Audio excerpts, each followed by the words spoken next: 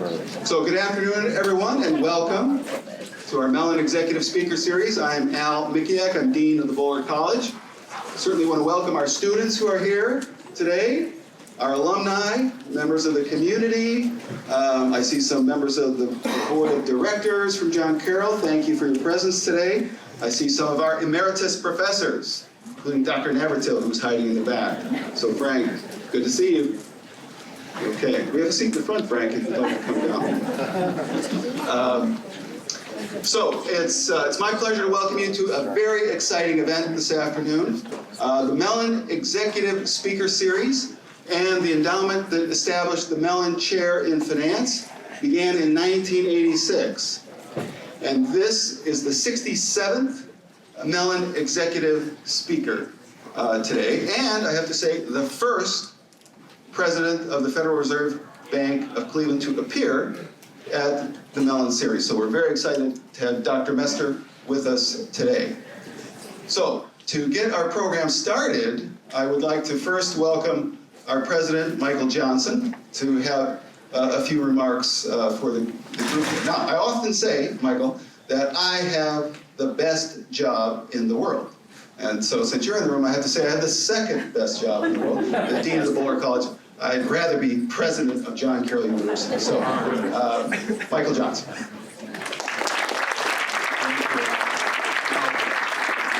I recognize there's times when I'd rather be dean. When I was a dean, you know, I was able to take some things and say, well, this is your issue.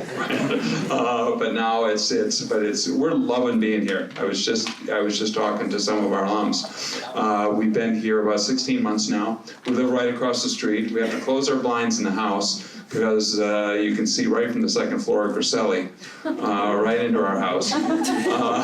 But we walk across the street to everything, which is great. So we're loving living on campus. My wife, Jill, she's working right now. She works down at Cleveland State. She helps Lee Fisher down there. So some of you from the Cleveland State community, if you're here, welcome. I want to welcome you all to John Carroll. This is a very, very special series. I hadn't even realized it had been going on for so long. But it's what allows our community to talk to leaders in the community about what's going on from an economic and financial standpoint, you know, that's impacting them. At John Carroll, we feel strongly about forming leaders in a Jesuit tradition, but it's a Jesuit tradition that applies to everyone. So there's a saying we have where our model draws inspiration from St. Ignatius Loyola and his spiritual exercises to form leaders who are characterized by self-awareness and reflection, effective decision-making, inclusiveness, a commitment to the greater good, and a deep care and respect for others. So that applies to everyone. It applies to all of us. So right now we're in the process of developing our next strategic plan. We're coming out of one strategic plan. We're going into the next strategic plan. That strategic plan will deepen our relationship with people in the business community in Cleveland and beyond. You know, so again, it underscores the importance of the event.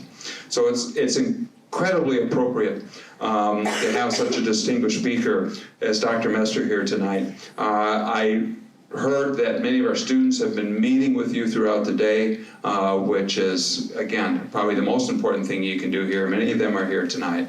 But I'm going to turn things back over to Dean Mikiak, but I just want to welcome you on behalf of the university and looking forward to this event. Thank you.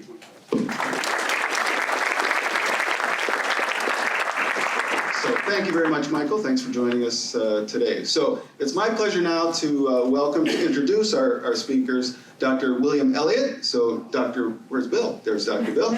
Bill is our Mellen Chair in Finance, joining us in 2014. He was installed as the Mellen Chair.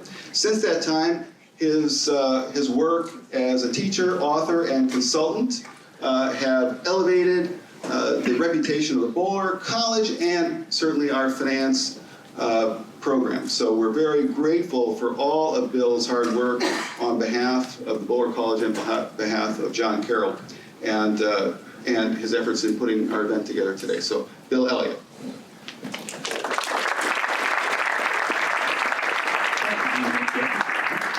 I'm honored to serve as the Mellen Chair here. It's been a very enjoyable 5 years. This evening, it's my distinct privilege to introduce to you Dr. Jack Kleinhans, our fireside moderator, and to our very special guest, Dr. Loretta Mester. And this is, as Dean Mikiak said, this is our 67th Mellen series. I'm going to start first with Dr. Kleinhans' introduction. He's an alum of JCU, and then went on to get an MA and a PhD at the University of Notre Dame. He's currently the chief economist at the National Retail Federation, as well as CEO and chief economist at Kleinhans and Associates.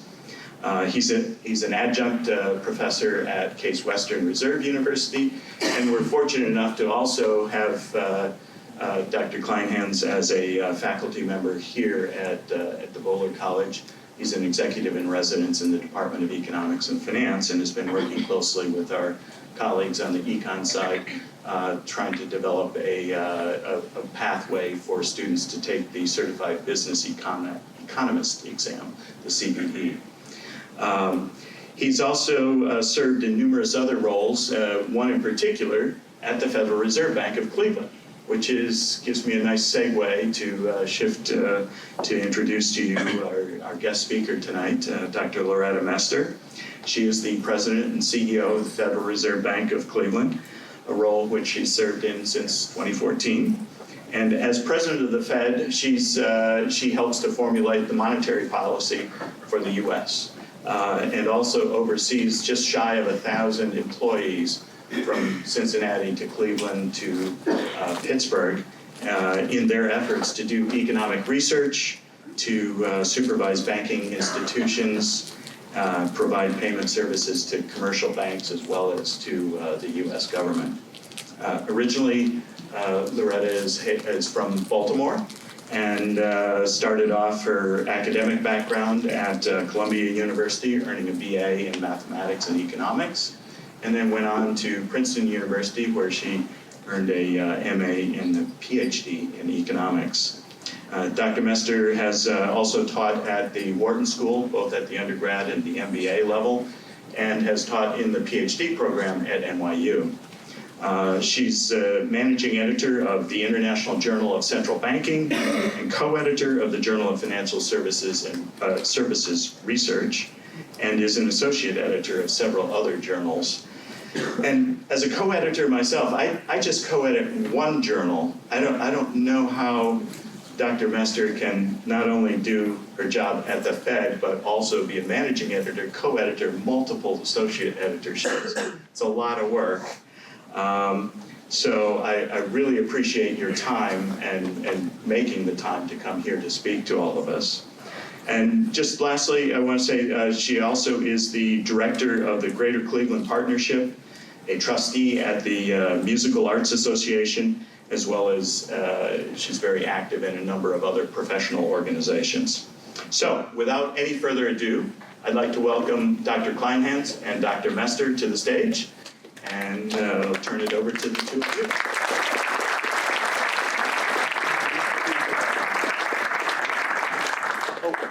I apologize. Thank you. So thank you very much for having me here. It's a great pleasure to be here at John Carroll. I really appreciate it. And I also want to thank Bill Elliott. I can call you Bill now since we've met. And the university for really being great hosts. It was really a pleasure to speak with the students, and I always get a lot of I get a lot out of talking to students, because they, you can be very unhopeful these days about things when you turn on the television, but talking to students gives you a lot of hope that things are really on a good track. So I really appreciated that opportunity. I'm also looking forward to the Q&A session that I'm going to have with Jack Kleinhans. Jack is one of the alums, one of your alums, John Carroll's. He's also chief economist for the National Retail Federation. So I always get a lot out of hearing his views on the economy. So I think this is going to be a good session. Although you were at the Federal Reserve Bank of Cleveland before I got there. People still talk about you, as we just were talking earlier. I'm so good. And that's what it is, you know. You made an impact, a positive impact. So I really appreciate that. So before we get started in the Q&A session, I thought I'd like to set the stage by giving you a brief update of my own take on the economy and monetary policy. And I should point out that the views I'm going to express today, both in my prepared remarks and in the question and answer session, are my own and not necessarily those of the Federal Reserve System or my colleagues on the Federal Open Market Committee. So in July, the U.S. economic expansion entered its 11th year. That makes this the longest expansion on record. And last year, we saw strong economic growth, real GDP grow at a 2.5% pace, well above most economists' estimates of trend growth. And this growth was supported by fiscal stimulus in the form of tax cuts to households and businesses and higher federal government spending. In addition, financial conditions were accommodated for much of the year, and that supported growth. So it was widely anticipated that output growth would slow this year as the fiscal stimulus waned. But over the course of this year, several risks to the outlook emerged.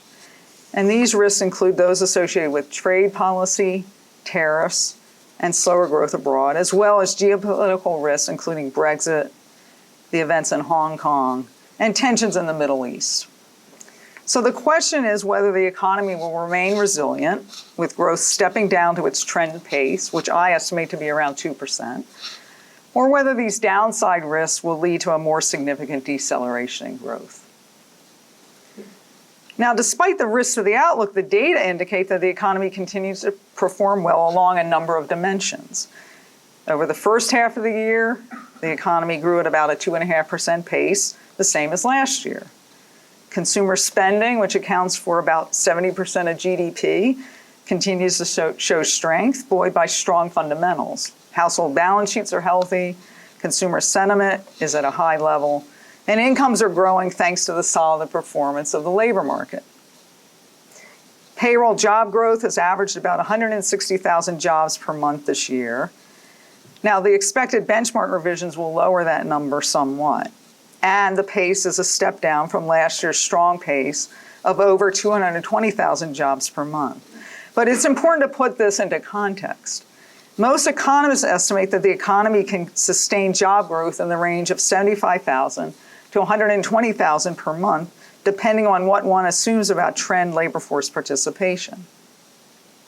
Demographic factors, including the aging of our population, have resulted in a downward trend in participation, which is one of the reasons trend employment growth is lower than it was a few decades ago. But rather than declining like its trend, the participation rate has actually been relatively stable over the past 3 years. So that's a sign of the robust labor market. Last month, the unemployment rate fell to a 50-year low of 3.5%. And the broader measures of unemployment that include discouraged workers and those working part-time who would prefer to work full-time are at very low levels. In the Cleveland Feds District, which includes the state of Ohio, western Pennsylvania, eastern Kentucky, and the panhandle of West Virginia, the unemployment rate is about 4%, near the lowest level seen in 4 decades. Now, Congress has given the Fed 2 long-run monetary policy goals: maximum employment and price stability. So assessing how the labor market is doing relative to what is sustainable over the longer run is a key factor when setting monetary policy. The strong performance of the labor market over this expansion has made many economists reevaluate what unemployment rate is sustainable and consistent with price stability. And this is true of participants on the Federal Open Market Committee, the FOMC, as well. So 5 years ago, FOMC participants' estimates of unemployment over the longer run range from 5 to 6%. The current range is 3.6 to 4.5%. And I recently lowered my own estimate to a range of 4 to 4.25% in recognition of the fact that the unemployment rate has been quite low for some time and inflation has remained subdued. But it is important to remember that there's quite a bit of uncertainty around any estimates of long-run unemployment. Now, even with economists reevaluating the degree of tightness in the labor market, if you speak to business owners, which I do quite a bit, it's hard to conclude that the labor markets aren't tight. We've heard from firms of all sizes that they can't find workers with the skills they need. Even for the relatively lower skill positions, workers are hard to come by. Firms have been raising wages and benefits to attract and retain workers. And some firms have told us that they've actually had to turn away business because labor is so scarce. So the steady acceleration in labor compensation associated with such a vibrant labor market is a positive for consumer spending and for households. But there is a downside to the tightness. Several members of our Cleveland Business Advisory Council have mentioned that their ability to innovate has been lessened because so much of their time is spent on recruiting. And less innovation could negatively affect future growth. Other firms tell us that because workers are so hard to come by, they are speeding up their efforts to automate more of their operations. So in the long run, such automation can make production more efficient and raise the potential growth rate of the economy. However, in the short to medium run, workers without the necessary skills to operate in a highly automated production process may be left behind. So this makes the need for affordable training programs even more urgent so that workers can acquire the skills that are in demand now and in the future. And I have to say that educational institutions like John Carroll will continue to play an important role as technological change remains a driving force in our economy. Now, offsetting the positives of consumer spending and labor market conditions are developments in the business sector. After increasing robustly last year, growth of business investment in equipment weakened sharply over the first half of this year, and manufacturing activity has declined. New orders and shipments of non-defense capital goods, excluding aircraft, have decelerated from their year-ago levels, and orders and shipments of aircraft have decreased sharply since the start of the year, reflecting the problems with Boeing's 737 MAX airplane. Business sentiment has deteriorated. So this turn of events reflects a couple of things: the slowdown in growth abroad, especially in Europe and China, the imposition of an expanding menu of tariffs, and continued uncertainty about where trade policy is going. These developments have weakened demand for U.S. exports, which have weighed on U.S. manufacturing and agriculture. As trade tensions between the U.S. and China have continued to escalate, the uncertainty around trade policy has dampened business sentiment and has caused some firms to postpone investment. Rising geopolitical risks, including Brexit, events in Hong Kong, the attack on oil production facilities in Saudi Arabia, have all weighed on sentiment. Now, firms in the Cleveland Fed District have been citing the uncertainty around tariffs and trade policy as a concern for some time. Many have not yet postponed planned investments, but they have told us they're beginning to reassess those plans in light of the cloudy picture surrounding future tariffs and the outlook for U.S. growth. So on balance, I continue to expect that we'll avoid a more serious turndown in the economy and that growth will be near its trend pace and the unemployment rate will remain below 4% over the next 2 years. And as indicated by FOMC's participants' economic projections, my colleagues have a similar view. The current period shares some similarities with the period from 2014 to 2016 when the slowdown in global demand, a decline in oil prices, and the appreciation in the dollar caused a drop-off in investment and manufacturing activity. In that period, the overall economy proved to be quite resilient. Nonetheless, the nature of the downside risk this time is different, and it's not too difficult to envision a scenario in which adverse shifts in business sentiment and uncertainty over the outlook cause firms not only to reduce capital spending, but also to pull back on hiring, which then causes consumer sentiment and spending to weaken and unemployment to rise, with inflation staying below our target because of weak aggregate demand. The declines in longer-term Treasury yields and other sovereign debt yields over the past 2 months suggests that bond investors are putting a higher likelihood on this scenario than they did earlier in the year. While lower bond rates have meant lower mortgage rates and some increased activity in housing markets, the overall signal about the outlook from the bond market is a negative one. Now, turning to inflation, as I mentioned, despite the tightness in labor markets, inflation has remained subdued over much of the expansion. Last year, inflation, as measured by the year-over-year change in the personal consumption expenditure price index, moved up to 2%, the FOMC's target. But this year, inflation moved back down, with total PCE inflation weighed down by declines in energy prices earlier in the year. And the current reading is a low 1.4%. The core measure, which excludes food and energy prices, also moved down early this year because of transitory declines in apparel prices and imputed prices of financial services. But since then, core PCE inflation has moved up to 1.8%. Now, although we use core inflation as an indicator of the underlying trend in inflation, it's important to remember that a sizable fraction of the variability of core inflation is due to idiosyncratic factors. For example, changes in Medicare reimbursement rates or cell phone prices. Now, when we look at other measures of the underlying trend in inflation, which try to control for this, we also find that inflation is firming and close to our goal. These include the Dallas Fed's trim mean PCE inflation measure, which has been stable at 2%, the Cleveland Fed's trim mean CPI measure, which was 2.2% in August, and an experimental measure of median PCE produced by the Cleveland Fed staff, which was 2.7% in August. Now, because understanding inflation dynamics is essential for making effective monetary policy, the Cleveland Fed has established a Center for Inflation Research. The center builds on the pioneering work the bank has done over many years to measure and forecast inflation. And one of the center's recent studies shed some light on the recent behavior of inflation. So what this research does is disaggregate inflation into cyclical components, which vary with the degree of tightness in the labor market, and acyclical components, which are relatively unresponsive to tightness in the labor market.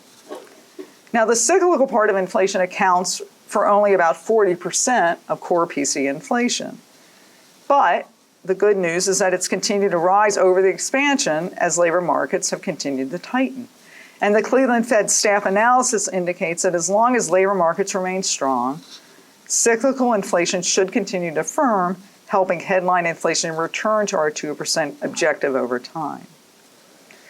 Now, while inflation tends to fluctuate around trend due to changes in resource utilization, changes in commodity and other input prices, and idiosyncratic factors, the underlying trend in inflation is determined by businesses and households' expectations of inflation over the longer run. Forecasts of inflation gradually returning to 2% are dependent on long-run inflation expectations remaining stable. So if firms and households begin to expect lower inflation to prevail over the longer run, this would make it even harder for the Fed to hit the inflation target because theory suggests that these expectations influence actual price and wage setting behavior. Recent readings on long-run inflation expectations have been mixed. So far, the softer readings in some of the household survey measures are in line with the typical variation in these measures, but these movements in inflation expectations bear watching. Now, because monetary policy affects the economy with a lag, policymakers need to be forward-looking. So the current uncertainty around the economic outlook poses some challenges. At each of its meetings in July and September, the FOMC reduced the target range of the federal funds rate, this is our policy rate, by 25 basis points, and the current target range is 1.75% to 2%. The committee said that it views sustained expansion of economic activity, strong labor market conditions, and inflation near the committee's symmetric 2% objective as the most likely outcomes, but that uncertainties about this outlook remain. In light of the implications of global developments for the outlook and muted inflation pressures, the committee decided to take these actions. So I was certainly sympathetic to the view expressed by the majority. Indeed, my view of appropriate policy has become more accommodative since last year based on my assessment of economic and financial market developments. But my preference was to leave the Fed funds rate unchanged at the July and September meetings. My preferred strategy was to take action only if there were evidence of a material deterioration in the outlook and not merely on heightened risks. Now, coming into these meetings, the overall economy was still performing well, financial conditions were accommodative, and access to credit was not the source of the weakness in the business sector. Indeed, corporate debt levels are at high levels, and in the most recent survey from the National Federation of Independent Business, small businesses indicated that credit conditions are about as accommodative as they have ever been in the survey's almost 5-decade history. Now, in assessing the path of policy going forward, I'm going to be monitoring incoming economic and financial data and reports from district contacts. And I'm going to be particularly attentive to signs that the weakness in investment and manufacturing is broadening and spilling over to reductions in hiring and household spending, and to signs that long-run inflation expectations are destabilizing. Such signs would point to a material change in the outlook that could warrant policy action. Absent those signs, with labor markets strong and growth near trend, maintaining a shallow policy path for a while to support a gradual rise in inflation, and not overreacting to shocks that might for a time move inflation somewhat above 2% would be appropriate in my view. It would be consistent with keeping inflation within a reasonable range around 2% and balance the risks to achieving our dual mandate goals. Thank you for your attention, and I'm happy to take the chair and talk to Jack about economics.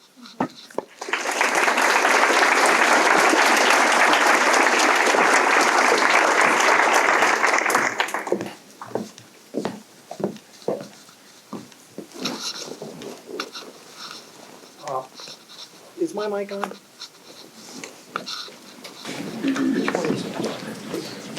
need a PhD on that.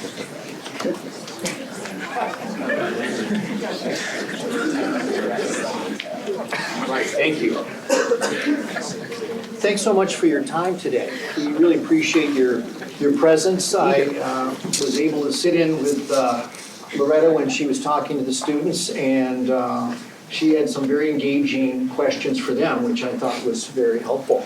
So thanks. So what I'm going to do is ask a set of questions, some broad questions about the economy, then more specific about the sort of the Fed mandate, things that are going on at the Fed in Cleveland in general. That'd be good to hear. First question is, you've been in Cleveland for how many years now? A little over 5 years. So you were at the Federal Reserve Bank of Philadelphia. How do you see your experience here compared to being in Philadelphia? I mean, you're in a different role, different of course. role. And what Right. was the role when you were in Philadelphia? So the last role I had in Philadelphia was basically being the chief economist there, kind of like what you are at the National I don't Federation, have that supporting many people. I'm the only economist. supporting the president Yes. when Charles Foster, when he went to the FOMC meetings, analyzing. We had a staff of about, I'm trying to remember, 25 to 30 economists and research assistants, and we also had a payment card center that analyzed developments in payments and credit cards, because Delaware, of course, is part of the Philly Fed district, and it has a representation there, and also the statistics department that collected statistics from banking. So it was a different role, right? There is a different, but it was great because like the FOMC room, I don't know whether you've seen pictures of it, the presidents are at the table, and so Charles Foster was, at one head of the table. And he always wanted me to sit behind him so that if he needed, some support during the meeting, I could pass him something. And then basically, literally, and it's assigned seating, the presidents have assigned seating. When I became Cleveland Fed president, I basically moved like maybe 3 feet to the table, because it was basically just a diagonal step. No longer at the kiddies' table. No, exactly. It was like, whoa, okay, so it was interesting. But yeah, I mean, there is a difference when you are responsible for an institution, which is a great institution, I'd say the Cleveland Fed is, and also really responsible for the policy views that you bring to the table.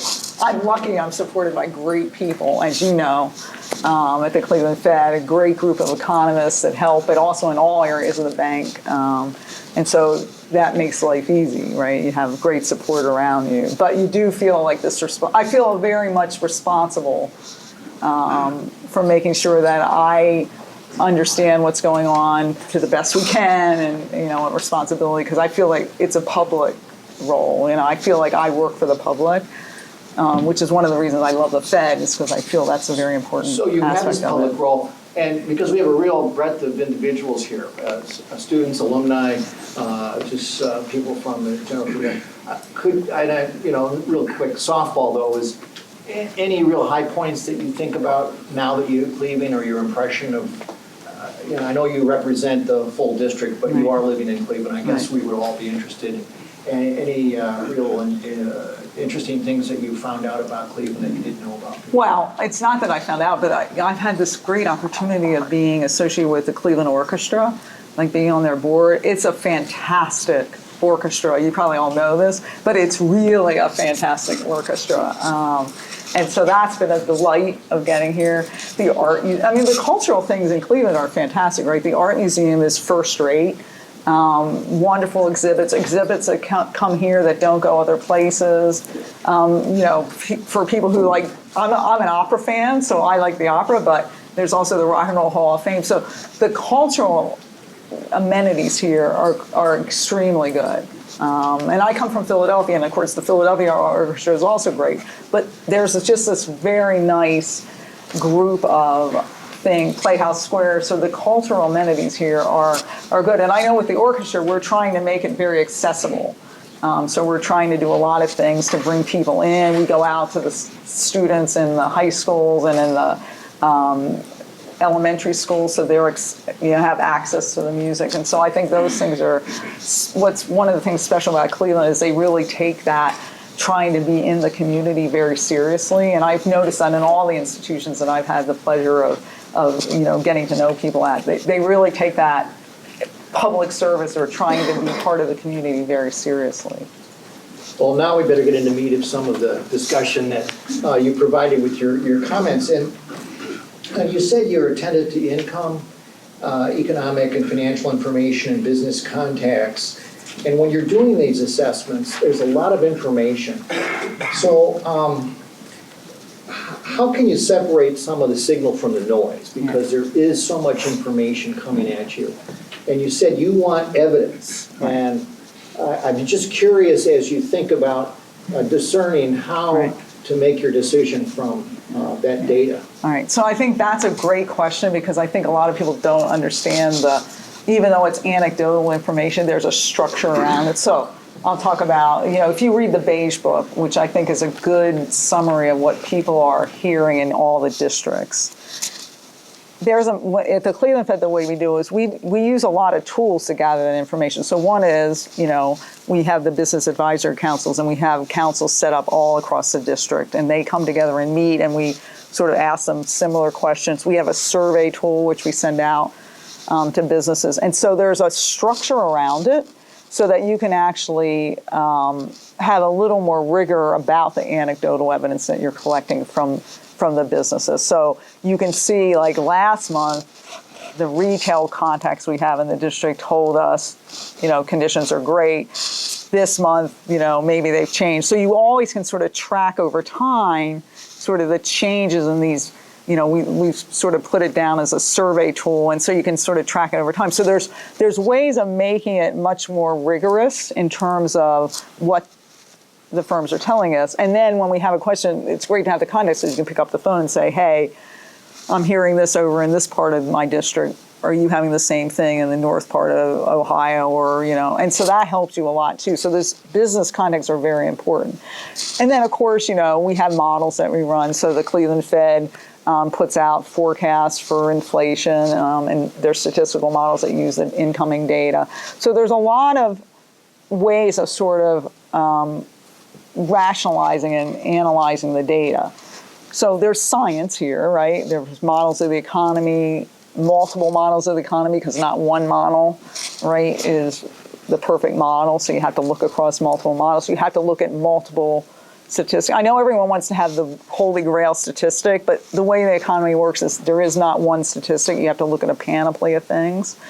But then there's a structure around it because you feed them through your models and you come out with some estimates. But as you know, right, that's the science. There's also the art. And, judgment will never go away. We can do as much as we can. I mean, I'm very much into wanting to be systematic with the way we do policy because I think you end up with better policy if you're systematic. But I can't say that, there is an art and judgment that has to be brought to bear. So So, it's sort of this blend. If I may quote Chairman Powell, Federal Reserve Board Governor, Chairman, in his speech the other day in Denver, he referred to this data dependency concept. Kind of reminds me, though, I can still remember growing up, and I'd ask my mother, can I use the car? And she said, we have to wait till your dad gets home. And there's sort of a little bit of is this giving me more uncertainty or less uncertainty in terms of information and understanding of what might occur? Okay, so I'm wondering whether or not when we say data dependency and we're waiting for more evidence, can that cause, do you have a sense that it could cause more anxiety and about the decision that could come about? So ultimately, I think what we would like to do is make sure that people know how we think about, right, the data, so that they understand how we're likely to react, right, if incoming information goes one way or the other. Okay, so the Fed in technical terms, we'll call that the reaction function, right?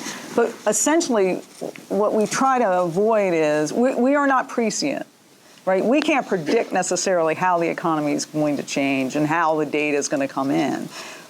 And you shouldn't expect us to be. But what we'd like to be able to do is for you to be understanding enough about how we're likely to react to that incoming information so that you understand where policy is going. And that's a challenge, right? So we are dependent on how the data is going to evolve, right? But how we react to that data should be much more understood. And that's what we've been trying to do. And, you know, it's a journey, right? We've been trying to be more transparent about the way policy is set and what we're looking at and the kind of information we think is important to look at. And I tried to do that a little bit today about here are the things I'm looking for. I can't tell you if I'm going to see signs that, you know, consumer spending is going to, you know, be lower, you know. I mean, I know you came out with something that said it looked like a good Christmas season, so that's good. But I want you to know that those are the things I'm looking for in the economy in helping to inform my view of where policy is going. And so I think that's what we can do. We can't give you a firm prediction of where the economy is going. We can tell you what we think is going to happen. And we can try to convey to you, if the economy goes this way, here's what our likely policy is. If it goes this way, here's what our likely policy is. So you brought up the consumer, and it represents what, 70% of the economy? Right. Are there any worries from your perspective? You kind of mentioned, I interpreted from your comments that they're in a good place. So I think, so far, what I've seen in the data is that the consumer is still in a good place. I know there were some like little dips in consumer sentiment, but if you look at the level of consumer sentiment, it still remains high. I think they're like everyone else, sort of looking at headlines, and so you do have to be concerned a little bit that maybe that'll change, but until you see that changing, they seem to be spending. The labor markets have been very supportive of the consumer. Their balance sheets look good. You know, there aren't really signs that overall consumers, and of course, different consumers have different situations, but overall in the economy, their balance sheets are in a good place, they're saving, they're spending, and so in that sense, it looks like it's still a strong sector. You mentioned during your talk here that your idea about unemployment, the rate, has changed and lowered. Relative to what? When you say I'd like, 3.5, 3 to 6, 4 or 5. Why worry about that rate? What is it relative to? I mean, I'm kind of going to lead on with the question. There is a natural rate of unemployment that we talk about in economics. How about explaining that, I think, to our people that are here? Because I think these concepts are a little out there, but I think it's really important as we think about what we're defining. Right. So it's similar to when you think about like what's the potential growth rate that the economy can support going forward, right? So there's, most economists say, 1 3/4 to 2% now is probably what in the long run growth should be in the economy, given what we know about demographics, given what we know about technological change and investment. Similarly, right, there's a level of unemployment that's probably where the economy will settle down to. And it's determined by a number of factors, right? So in terms of demographics, that also explains. Remember in the past when women were entering the workforce a lot, unemployment rates could be lower now, certain demographic effects. But over the long run, there's probably an unemployment rate that's sort of where you think the economy will settle down so that basically it's not overheating or underheating. And so that number, right, has fallen over time because some of these factors that we're talking about, but I think our understanding of what can be supported in the economy has changed over time, partly because by experience we noticed that, usually when labor markets tighten, right, you do expect wages to go up and that to feed into inflation, and we haven't really seen that, right? So the wage gains that we've had, they've been going up, but they've been in line with productivity growth and inflation. So the tightness, right, in the labor market, if it was relative to what estimates were before and 5%, right, we'd be extremely tight. We just don't see evidence that we've been, right, that tight, and so that's come down over time. Nonetheless, right, most of the economists I know think that labor markets are tight. You brought up technology, and it's curious because it just dawned on me there's a lot of media attention about AI, artificial intelligence, possibly displacing jobs. Won't that possibly influence the natural rate or the long-run view of what? And I guess I'm just kind of curious, just in general, Right. What's your perspective on sort of this, all the commentary, the narrative out there Right. on AI and use of AI? Yeah, so I mean, think about all these new technologies. So in general, the economy gains, right, from technological change overall, right? It allows us to grow faster, we can be more productive, we can do things more efficiently. And so, right, those things can be capitalized on and it actually makes us a more productive economy.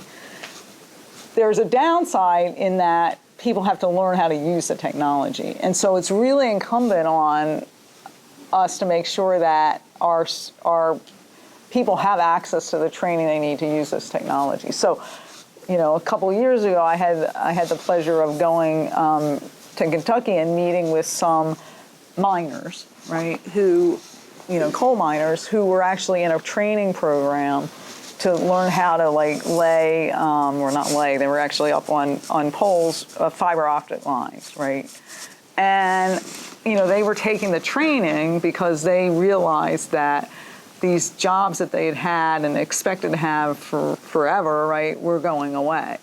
And so that was a great thing because they really understood, they have to get training if they expect to get, stay in the workforce and have a job. And so that was a nice program. Hazard Community College had put together the program. It was very good. But that's the kind of thing. We got to make sure that we have the skill sets needed for not only the jobs we have open today, and there are a lot of openings, right, but also where the economy is going, where technology is going. I think ultimately we can be a much more productive economy by using these tools, but we have to make sure that people, right, can train to be able to use them. And the number of jobs that we might have used in manufacturing, 10 years ago, is we can do the same output in a different way with fewer jobs. Those people are going to be moving into other areas where there's more demand for jobs. But again, it's all about education and training. And, John Carroll, is training one part, right, of the population, but other training programs train other. It doesn't necessarily have to be a college degree. There's a lot of work being done at the Cleveland Fed on what we call opportunity occupations, which are jobs that pay above the median wage, but you don't necessarily have to have a BA degree to do. And so that's also, I think there's a lot of good work going on there to make sure that people have access to those kind of training programs. But I think it's a real need because when you're out and about talking to people, the businesses say we're dying for workers, we really need workers, and yet on the other side there are a lot of people who either don't have the training for those jobs or can't get to those jobs. That's the other issue that we're running into. Okay, so we talked about business conditions and we talked about employment. So the other mandate is always important, is that's inflation. And you said that the PCE, the personal consumption expenditures price index is 2% is the target. Why 2%? It's just like the question I was asking, Yeah. on unemployment, but I think, we have this target out there that was determined, what, 2012 or so, I forget Right. exactly.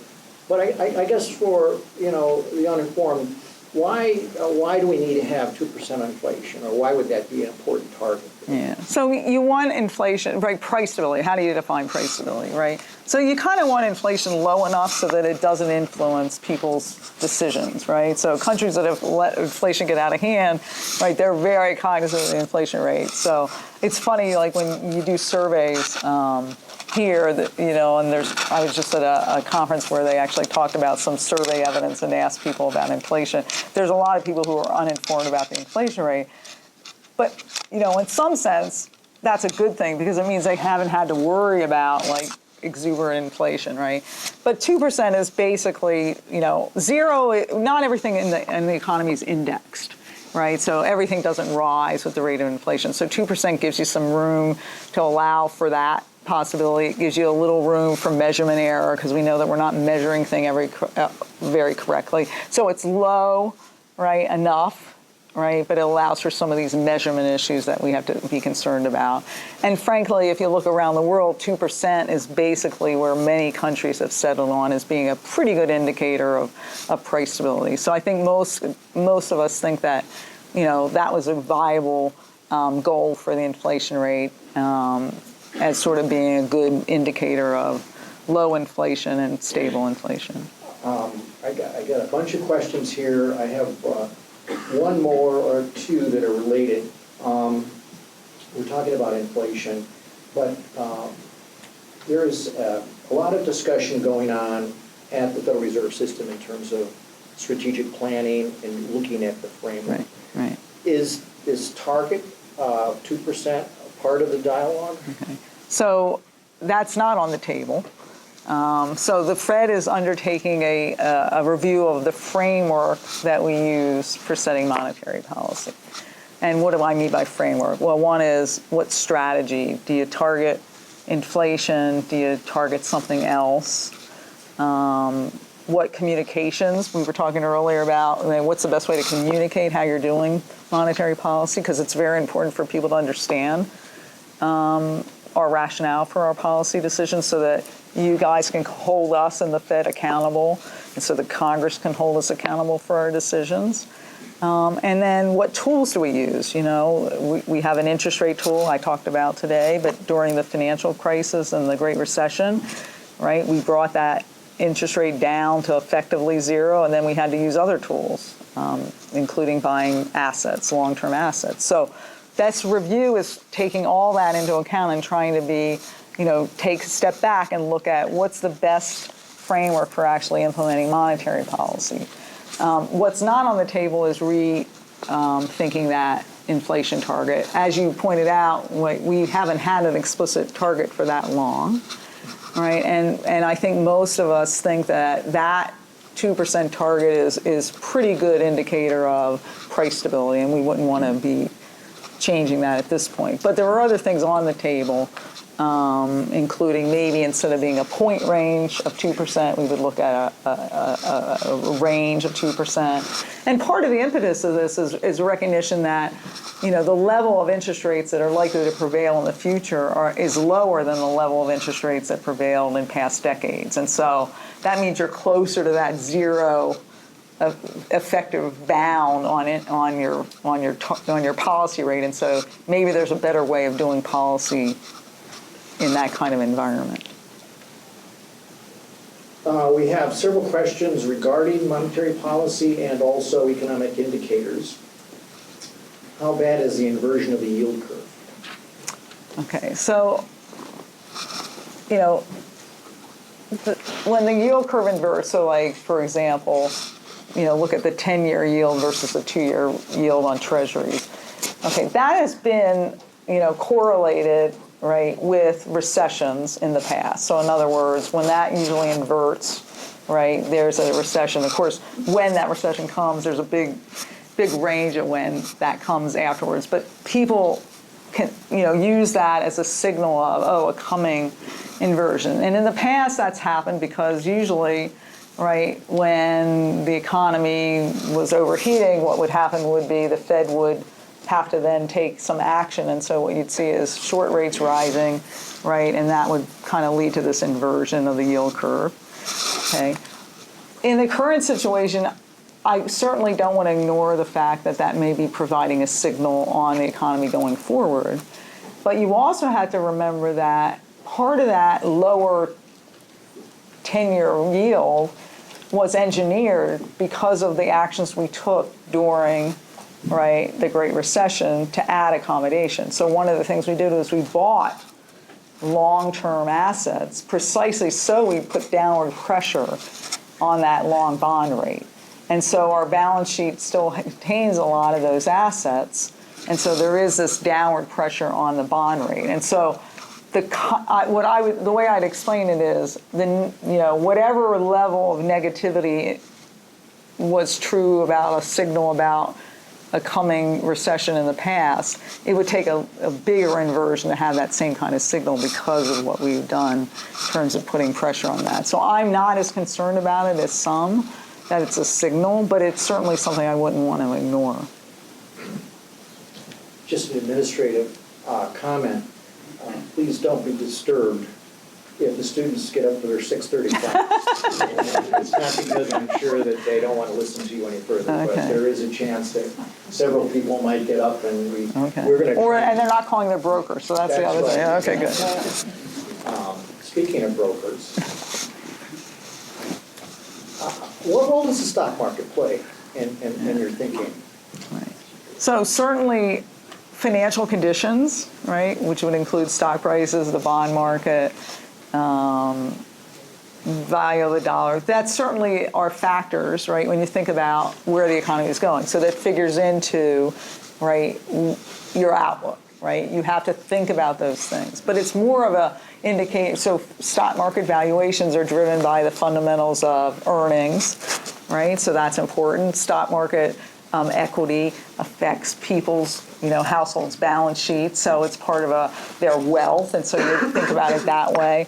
We don't react, and we're not concerned with, the up and down every day of the stock market. It's really as a panoply of a part of the financial conditions that underpin the economic activity, and that's how we approach it. I'm going to put two questions together. One of our attendees tonight asked about how you mentioned you're closely watching weakness in manufacturing and how they factor in the recent impact of trade and tariff issues. Yeah. So, and then as a follow-up, I think here's an interesting question. If tariffs become permanent, what level of economic growth would be needed to offset them? That's a good question. So it's a twofer. Yeah, exactly. Well, that's a hard question in the end because it really depends on, how well firms are able to move their supply chain. So you're already seeing this, right? A lot of firms have moved supply chains, and because it's been this rolling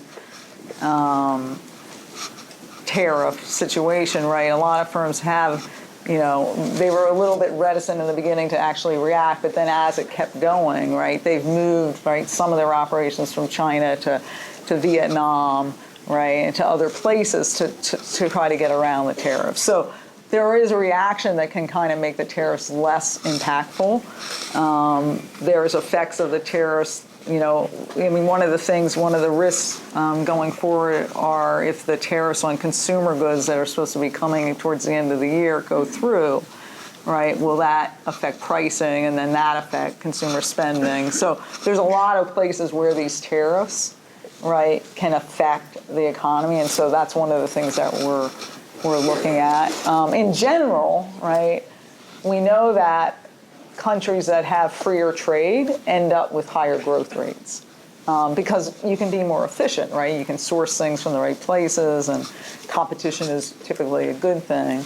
A recent paper put out by the Cleveland Fed actually was trying to look at, well, in general, that's true, right? We're better off, but there's winners and losers. And when you think about, that, you have to be cognizant of some firms, some households, depending on your income levels, can gain, and some people don't gain. And so thinking about that, I think, is important too. Not just these aggregate effects, but what are these, effects across different groups.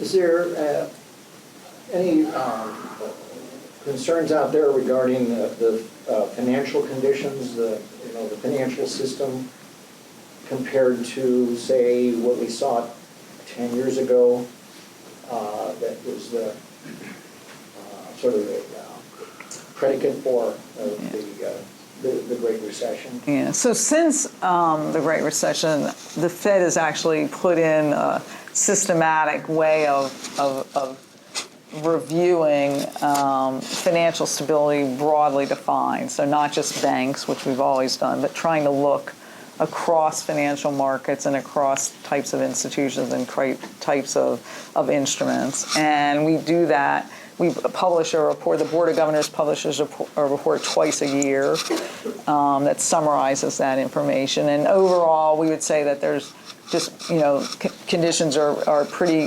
good, moderate degree of financial risk out there, which is good. There are pockets, though, that I'm certainly attuned to. I mean, corporate debt levels are at high levels, so you have to be, understand that. I mean, partly, we've had low interest rates for a long time, and we know that does engender, by design, some risk taking, and so you have to be cognizant of that.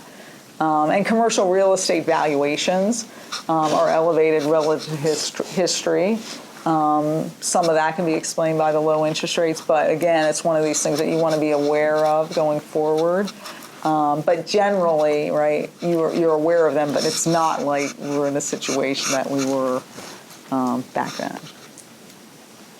I'm going to only give you a couple more questions because I'm sure that you're starting to... I want to know your view of the economy. Give me a call tomorrow morning. Oh, okay. I really do. A couple more questions, really. This one, I think, builds on the safety and soundness. And that's one of the other objectives of the Federal Reserve System, of course. But what are your views on the effects of cyber attacks and the potential harm? Or maybe you might want to couch it in what is the Federal Reserve thinking and how we might be preparing for that. So it's certainly true that we're very, this is high on our radar screen, as it is with every bank you talk to and every company you talk to. In Cleveland, there's a consortium of companies, including the clinic, the Federal Reserve's part of it, where we're really working together, right, to do more monitoring and to understand some of the risks out there and how to deal with them, ransomware. So this is something that's very high on the radar screen. And for the Federal Reserve, it's particularly important. I mean, we run, a number of payment systems that, we have to be very cognizant of, that they not get attacked, and that we make sure they're resilient systems so that, you can contain anything in one part of it and have it not filter through. So this is very high on the radar screen.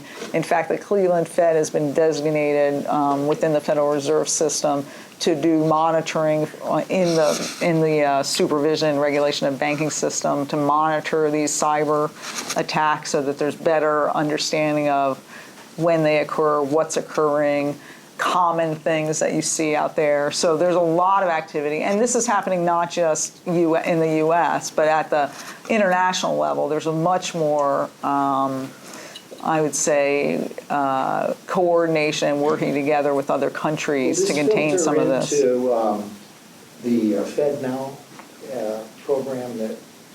Oh, for sure. So FedNow is the program that's going to be the Federal Reserve's payment system that's faster payments. And, we announced that we're building this system to allow for basically real-time settlement of payments so that people can have access to their funds faster. And of course, one of the huge issues is to make sure that whatever we build is, we understand like payment system is very important. It's got to be resilient to attack. It's and this is a system that'll be up 24/7, 365 days a year. So the security of those systems very important, and it definitely will be part of the design of this system to take those things into account. Been very involved with the Fed now. In what capacity? And my understanding, you'll be taking on a new role. Right. So next year. Yeah. So there's a committee within the Fed that oversees all the payments services that the Fed offers, including what we do for Treasury, our outreach to banks. The ACH system, when you make payments, it goes through retail payments, it goes through an automatic clearinghouse system. The wholesale product system in New York, FedLine, FedWire, when you're sending securities or payments, large dollar. So I'll be chairing that committee starting next year, and I've been on that committee for quite a while now, which I guess is why I got picked to chair it. But there's a lot of work within the Fed to make sure that our payments are done efficiently. By law, we have to recover our costs and anything that we offer, our services, and so part of our job is in the oversight committee is to make sure we're doing that. So I think the payment services offered by the Fed I think are very important for the economy. And I'm certainly going to be challenged by the role, but I'm glad that Cleveland is taking it on. That's great. Actually, during the student session, you brought up some of the economic inequalities out there, and that is important. And what role does the Fed have, or how do you see the Fed in that landscape? Right. So one of the activities that the Fed has been engaged in for many years is understanding the issues that affect communities. Okay, we have a whole function within the Federal Reserve, and the Federal Reserve Bank of Cleveland has a very, I think, first-rate community development function, and it has two roles. One, it's to try to understand better what issues are affecting low and moderate income communities, because they do face different kinds of situations than more affluent communities. For example, as I said before, right, a lot of firms will tell us we have these jobs, but we just can't find people who can get to them. We hire people and then we can only retain them for a month. You talk to the workers in these things, they have so many challenges. There's no transportation to get to the job. Right? They don't have child care, so that if a child gets sick, right, it's very difficult for them to get to the job, right? They, want to work, they have some skills, but again, it's hard for them to actually manage. Sometimes they don't want to get a raise because the raise actually means that the support they're getting, right, they're called cliff effects, which I find just hard to believe we can't solve this problem, but apparently it's very difficult, right? Their reduction in their benefits that they're getting is not offset by the increased wage. And so the firm's saying, well, these people aren't very, aggressive. They don't really want to do well in my firm. They're turning down a higher paid job, and it's really actually very rational for them, economically rational for them to turn it down because it hurts them. So there's a lot of these issues, income inequality, how different parts of the population fare can be very different. There's a whole research agenda that basically says where you're born, right, can affect your life going forward, because if you're born in a very low income area, it's very hard to get out of poverty now. So these are issues that the community development folks in the system and in the Cleveland Fed are very attuned to, and we're trying to do more work on it. The opioid crisis, right, very significant in our district, right, and affects people's ability to work, right, affects a lot of aspects of their ability to be gainfully employed. We've done a lot of work on that in our district, which I'm proud of. And I think we're moving forward understanding of what the issue is. So first thing is measuring it, like how big is it? What are the outcomes from it? And then once you know what this problem is, you can then address some solutions. Well, we thought, actually, one of the professors brought this question up because I think, and I agree with him, it's an appropriate question to ask, especially of Jesuit University, which we are here as men and women to serve others, so I appreciate that comment. So my last question is really very simple. Do you have any concluding comments? I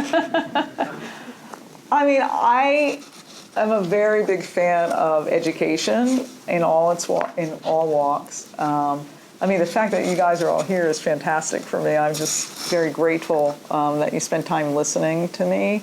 And I just would hope that you always keep in mind that, you play a very important role because I wasn't really being facetious up there when I started my talk by basically saying you give us hope, because you do. Like, you're the ones who have to inherit all the problems that we've given you, and I'm confident you're going to figure it out. So, stay curious, stay learning, always throughout your life, learn something new, because we're dependent on you. Thank you very much.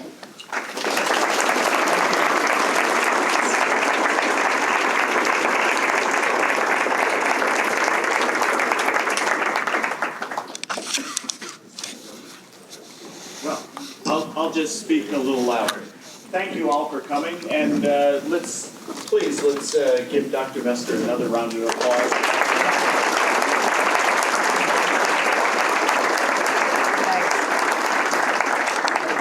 As a token of our appreciation, we'd like to present to you a plaque Wow. That's nice. Who is the president of the Women in Business Association, will give the Wow. Well, thank you very much. That's fantastic. You guys could stand together there. Thank you. 1, 2, 3. One more. Thank you. Right. Wow. That's beautiful. Yeah. Thank you very much.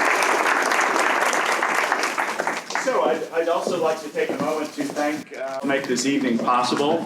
First off, the graduate assistants who have been helping all throughout the event here.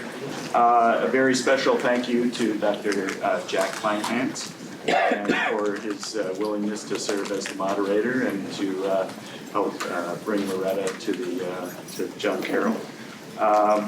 Also like to thank Tori Simmons, who is our administrative assistant in the Department of Economics and Finance, and of course Paula Washington, who is my assistant for the Mellen series, who has done all of the work and planning to make this a very successful event. And lastly, I'd like to invite you for the 68th Mellen event upcoming. We don't have a speaker yet to announce, but we will get that out to you shortly. And finally, if you have some time and you can join us over in the newly renovated Murphy Commons, we have some refreshments for you and continue to do this discussion and a little bit of networking. So thank you so much. Thank you. Thank you.